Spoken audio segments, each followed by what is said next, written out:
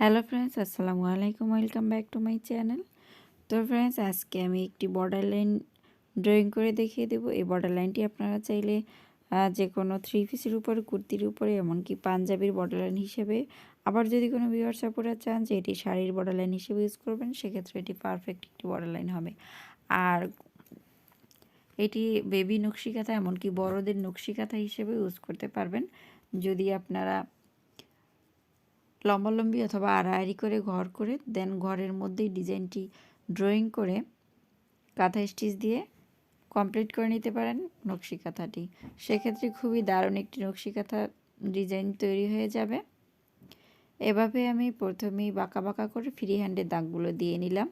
এবার আমি একটি একটি করে ফুল এঁকে নিব। প্রত্যেকটি ফুলে আমি 5টি করে পাপড়ি দিব। আপনারা চাইলে এটিকে যদি ফুলের আকার একটু ছোট করতে চান, সেক্ষেত্রে 4টি পাপড়ি দিলে ফুলটি দেখতে একটু ছোট লাগবে। আমি একটু বড় করে 5টি পাপড়ি দিয়ে একটি ফুল এঁকে নিলাম। প্রত্যেকটি ফুল এঁকে নিব আমি, দেন আমি পরবর্তী ডিজাইনে চলে যাব।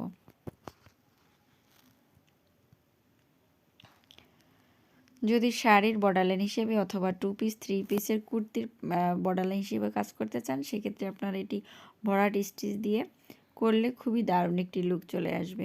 তো এখানে আমি একটি পাতা দিয়ে দিব। পাতাটি আমি বড় সাইজের দিব। আপনারা এটি যখন স্টিচ দিয়ে ভরাট করে নেবেন, খুবই দারুণ লাগবে দেখতে। এভাবে প্রত্যেকটি এই যে গ্যাপ রয়েছে, গ্যাপে একটি করে পাতা আমি ড্রয়িং করে নিব।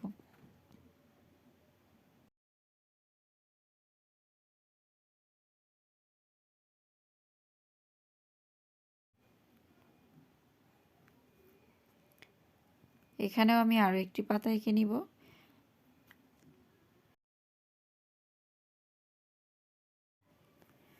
ভিউয়ার্স আপুরা, ভিডিওটি ভালো লাগলে অবশ্যই লাইক দিবেন এবং শেয়ার করে দিবেন প্রিয়জনদের মাঝে, যাতে তারাও দেখতে পারে।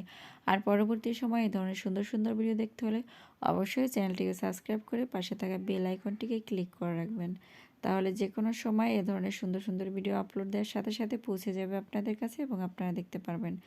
এপাশে যে কর্নারের অংশটি রয়েছে, এখানেও আমি একটি করে পাতা এঁকে নিব। তৈরি হয়ে যাবে খুবই দারুণ একটি বর্ডার লাইন অথবা নকশি কাঁথার ডিজাইন। কমপ্লিট হয়ে গেল আমার আজকের ডিজাইন। কথা হবে পরবর্তী ডিজাইনে। সবাই ভালো থাকবেন এবং আমার জন্য দোয়া করবেন। আজকে এই পর্যন্তই। আল্লাহ হাফেজ।